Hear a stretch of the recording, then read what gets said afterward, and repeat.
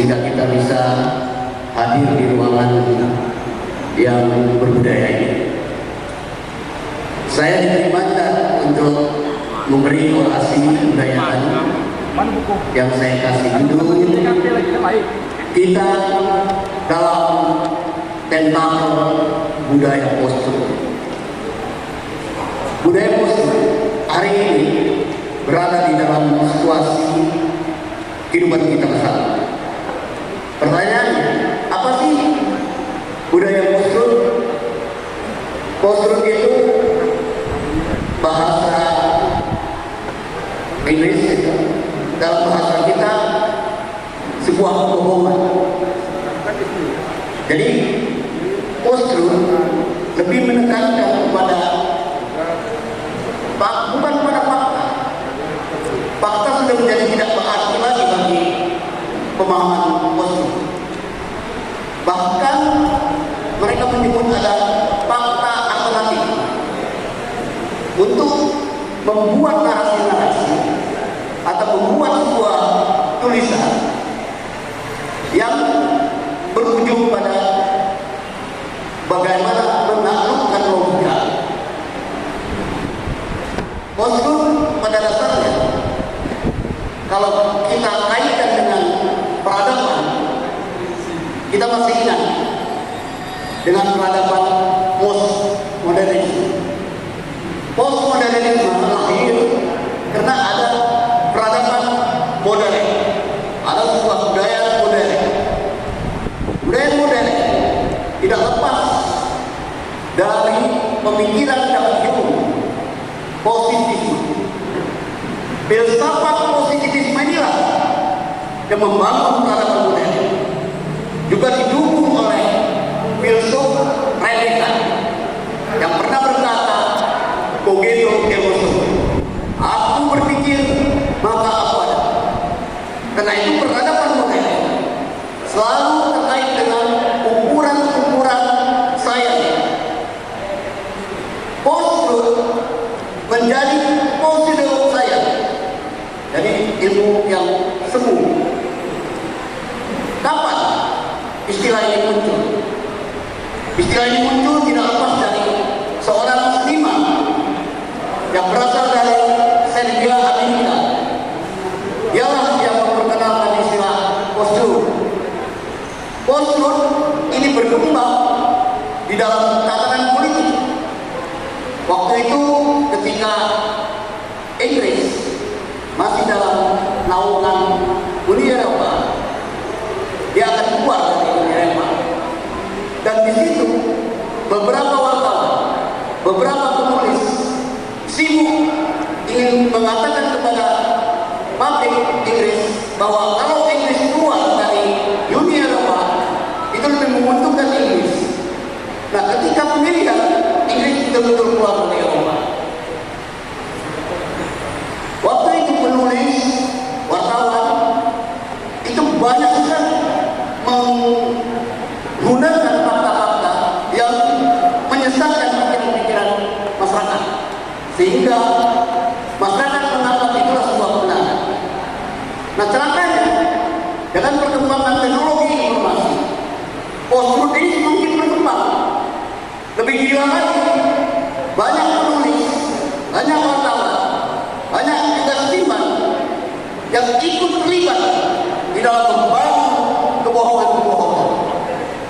Saya ambil contoh, masih ingat dengan Mulyono di negara itu, presiden di negara Konoha.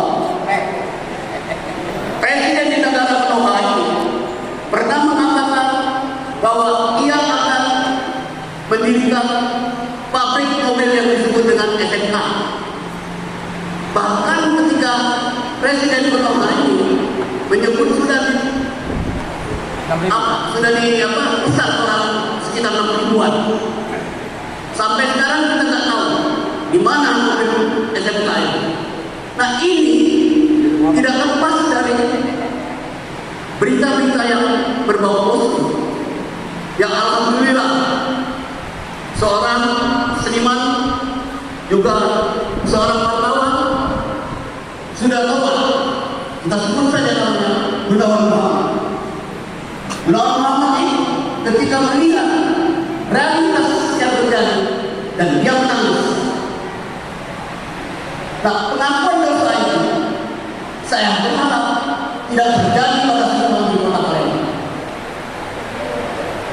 Kalau kita lihat bahwa di dalam filsafat Oslo sebenarnya sudah mengandung satu tatanan bagaimana membangun sebuah peradaban yang katakanlah sebuah peradaban kebenaran. Dari kebohongan itu menjadi sebuah kebenaran. Hari ini kalau kita lagi melihat media sosial, kadang-kadang kita baca yang sesuai dengan keyakinan kita bahwa seolah-olah berita benar tanpa kita cek kembali, sehingga kita sebarkan dengan ke media-media yang lain. Itu berarti kita bagian dari peradaban. Saya kira kita sebagai Muslim, terutama di Palembang, harus ada perlawanan terhadap budaya kosong ini. Kita tidak ingin generasi ke depan itu dibina terhegemoni kesadarannya oleh peradaban kosong. Karena itu kita perlu literasi atau edukasi yang kritis. Bagaimana anak-anak muda, bagaimana generasi milenial, generasi Z agar tidak tunduk pada logika-logika kosong. Kita harus membangkitkan kembali bagaimana logika-logika itu, logika generasi muda dalam menghadapi informasi harus berhadapan dengan sikap kritis. Harus selalu kita edukasi bagaimana menyerap informasi yang betul-betul sehat, yang betul-betul objektif. Karena itu saya pikir teman-teman kita semua bertanggung jawab terhadap peradaban Eropa. Paling tidak peradaban di kota Palembang itu menjadi tanggung jawab kita, tanggung jawab seniman Sumatera Selatan, tanggung jawab seniman di kota Palembang. Hanya itu, kita tidak ingin generasi kita tersesat dalam informasi-informasi. Kita juga tidak ingin generasi kita terjebak logikanya di dalam informasi-informasi yang sesat atau informasi yang penuh bohong. Jadi intinya sederhana, bahwa Oslo adalah satu peradaban yang tumbuh, yang ada di dalam kita. Dia ibarat entak. Jadi kalau umpamanya ada binatang yang banyak tangan, gurita. Hari ini Oslo itu gurita yang memiliki tangan melalui media sosial. Nah, gurita itu ada di dalam kehidupan kita sehari-hari. Saya harap kita tidak menjadi bagian, juga tidak menjadi korban dari hegemoni Oslo, tetapi kita adalah bagian dari kontra wacana, kontra budaya Oslo. Dengan kata lain, kita ingin membangun sebuah peradaban yang didasarkan oleh nilai-nilai kebenaran. Hanya itu yang bisa kita lahirkan peradaban ke depan. Itulah tanggung jawab kita sebagai seniman. Tanggung jawab kita kalau kita sebagai seorang jurnalis membuat berita-berita yang tidak berbau-bau kosong. Karena itu akan menghadapkan kita pada sebuah peradaban kebohongan. Membangun peradaban kebohongan sama artinya meniadakan kebenaran. Meniadakan kebenaran sama artinya menihilkan kebesaran Allah SWT.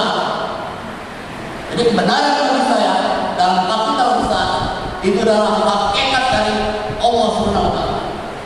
Jadi Allah SWT adalah K dalam huruf yang besar. Jadi kebenaran dalam arti yang besar.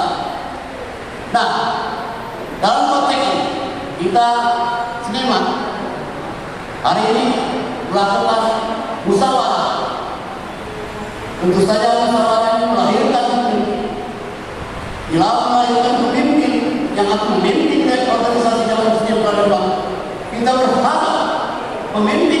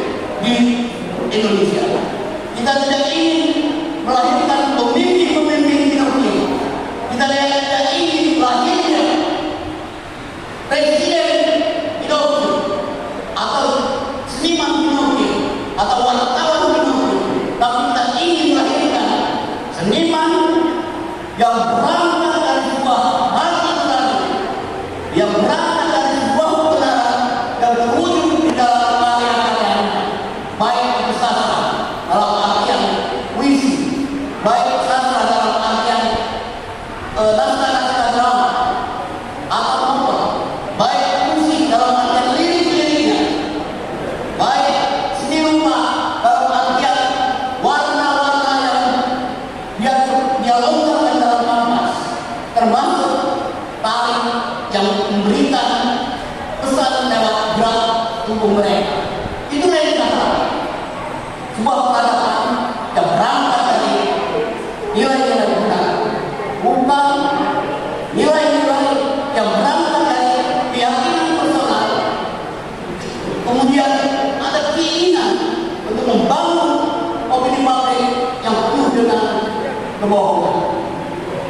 Saya kira kita tidak ingin seperti saya kutip cerita Sisyphus. Albert Camus adalah sastrawan Prancis. Di dalam bukunya Mitos Sisyphus, di situ dewa menghukum Sisyphus untuk membangun batu dari bukit sampai ke bawah.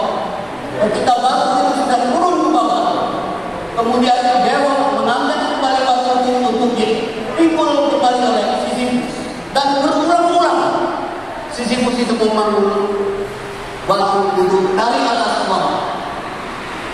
Itu adalah pekerjaan yang absurd menurut Camus dalam filsafat eksistensialisme Camus. Nah, kita tidak ingin kerjaan kita sebagai seniman atau kerjaan kita mengurus teman-teman seniman di dalam sebuah organisasi bernama Dewan Seni yang Kota Palembang adalah gambaran seperti Sisyphus. Kita harus keluar dari potret atau dari mitos Sisyphus. Bagaimana kita keluar dari potret Sisyphus? Kembali lagi, bagaimana mengedukasi, membangkitkan kembali generasi anak-anak muda dengan berbasis pada fakta yang sesungguhnya, dengan berbasis pada nilai-nilai kebenaran. Hanya itu sebuah peradaban ke depan akan maju, yang akan muncul sebuah peradaban yang syarat dengan nilai-nilai kemanusiaan, yang syarat dengan nilai-nilai transcendental. Saya kira itu tugas kita semua. Saya ingin menutup orang ini dengan, kalau saya sebut seniman Palembang, saya berharap teman-teman menjawab dengan bebaskan, maksud bebas dari kebohongan. Jadi kalau saya bilang seniman Palembang, bebaskan kebohongan. Maka saya coba seniman Palembang, seniman Palembang, itu kerja kita. Kalau saya sebut juga karya seni, teman-teman menjawab membebaskan kebohongan. Jadi sekali lagi, kalau saya sebut dengan karya seni membebaskan dari kebohongan, maka saya coba karya seni bebaskan kebohongan. karya seni seniman Palembang pembebas dari kebohongan. Seniman Palembang, seniman Palembang, karya seni, karya seni. Mudah-mudahan teriakan kita di gedung ini akan berwujud bagi generasi depan, terbangun sebuah peradaban yang berbasis pada nilai-nilai kebenaran. Terima kasih. Waalaikumsalam.